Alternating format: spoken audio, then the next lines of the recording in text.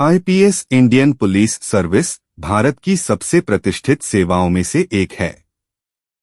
कई युवाओं का सपना होता है कि वे आईपीएस अधिकारी बनें और देश की सेवा करें, लेकिन यह सपना पूरा करना आसान नहीं होता। इसके लिए कठिन परीक्षा, शारीरिक योग्यता और सख्त ट्रेनिंग से गुजरना पड़ता है। इस वीडियो में हम आपको बताएंगे कि आईपीएस बनने के लिए क्या योग्यता होनी चाहिए, कौन से एग्जाम देने होते हैं और शारीरिक मापदंड क्या होते हैं। तो चलिए वीडियो को शुरू करते हैं। आईपीएस ऑफिसर बनने के लिए कुछ आवश्यक शैक्षिक और शारीरिक योग्यता होनी चाहिए। आइए इन्हें विस्तार से समझते हैं। आईपीएस ऑफिसर बनने के लिए कुछ आवश्यक शैक्षिक और शारीरिक योग्यताएं होती हैं। सबसे पहले बात करें शैक्षिक योग्यता की।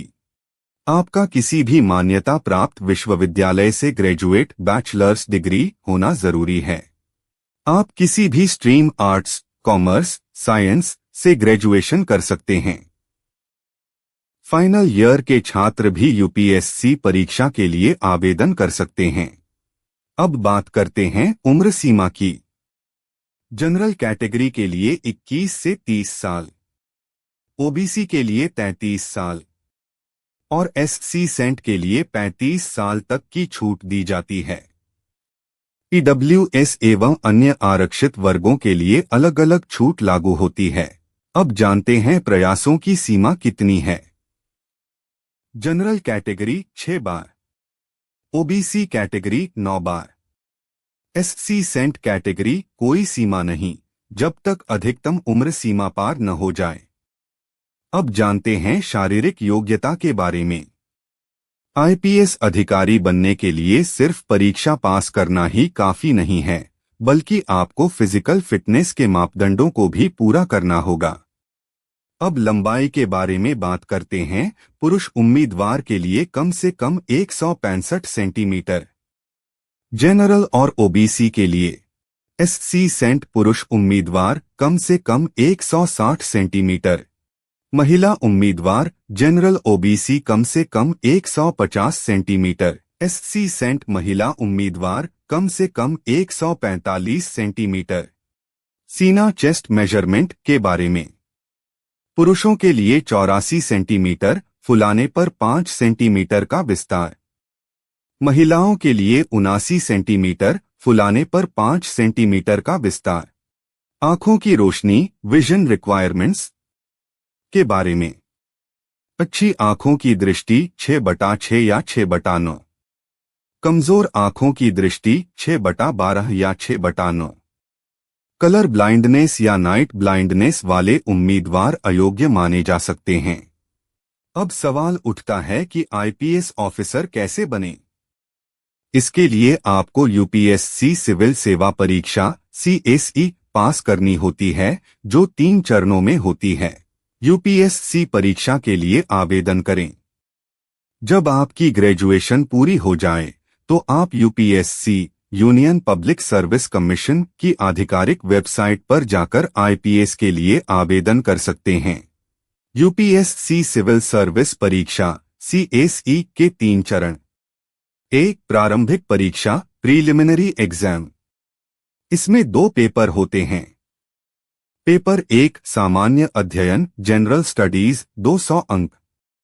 Paper 2 CSAT civil services aptitude test 200 अंक। यह परीक्षा ऑब्जेक्टिव टाइप MCQ होती है। B मुख्य परीक्षा मेंस एग्जाम। इसमें 9 पेपर होते हैं, जो लिखित डिस्क्रिप्टिव होते हैं। इसमें निबंध, सामान्य अध्ययन और वैकल्पिक विषय शामिल होते हैं। प्रत्येक पेपर 250 अंकों का होता है। C interview personality test. यह लगभग 45 मिनट से 1 घंटे का होता है। इसमें उम्मीदवार की व्यक्तित्व, तर्कशक्ति, नेतृत्व क्षमता और प्रशासनिक समझ को परखा जाता है। इंटरव्यू 275 अंकों का होता है। फिजिकल टेस्ट और मेडिकल टेस्ट। जब आप यूपीएससी CAC परीक्षा पास कर लेते हैं तो आपको फिजिकल और मेडिकल टेस्ट देना होता है। यदि आप फिट पाए जाते हैं तो आपको आईपीएस की ट्रेनिंग के लिए चुना जाता है। Training process. Lal Bahadur Shastri national academy Mussoorie LBSNA में 3 महीने की फाउंडेशन कोर्स ट्रेनिंग होती है। इसके बाद सरदार वल्लभ भाई पटेल राष्ट्रीय पुलिस अकादमी हैदराबाद SVPNPA में 11 महीने की ट्रेनिंग होती है। इस दौरान आपको लॉ, क्रिमिनोलॉजी, हथियारों की ट्रेनिंग, फिजिकल फिटनेस और एडमिनिस्ट्रेशन की ट्रेनिंग दी जाती है। चलिए अब जानते हैं आईपीएस ऑफिसर को मिलने वाली वेतन और अन्य सुविधा कौन कौन सी मिलती है, इसके बारे में जानते हैं। 7वें वेतन आयोग के अनुसार आईपीएस ऑफिसर की सैलरी पद और रैंक के आधार पर तय होती है। उदाहरण स्वरूप deputy superintendent of police DSP basic वेतन लगभग 56,100 रुपये प्रति माह। साथ में अन्य अलाउंस, HRA, यात्रा भत्ता आदि भी शामिल होते हैं। Superintendent of police SP basic वेतन लगभग 67,700 रुपये प्रति माह।